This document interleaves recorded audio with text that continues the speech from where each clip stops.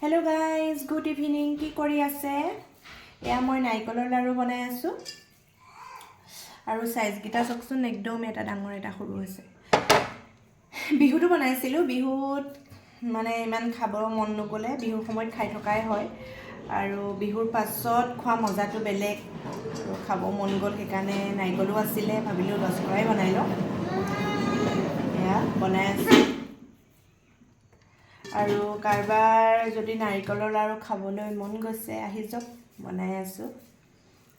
ধুনীয়া ধুনীয়া নাৰিকলৰ লাৰু। এটো চক না কেনেকুৱা হ'ল। আৰু এয়া মোৰ বনাই কমপ্লিট হৈ গ'ল। বেছি নহ'লে এটা নাৰিকলত, বেছি নহয় ন। আৰু মই অলপ ডাঙৰো কৰিছো। আৰু নিজে এটা খাই লওঁ। বেয়াটোহে খাইছো দেই একদম।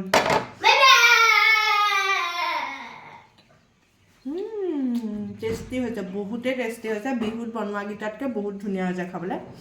আৰু বিহুত মানে ঘিউটো দিয়া নাছিলো না, এতিয়া ঘিউটো দি দিছো, বহুত টেষ্টি হৈছে খাবলৈ।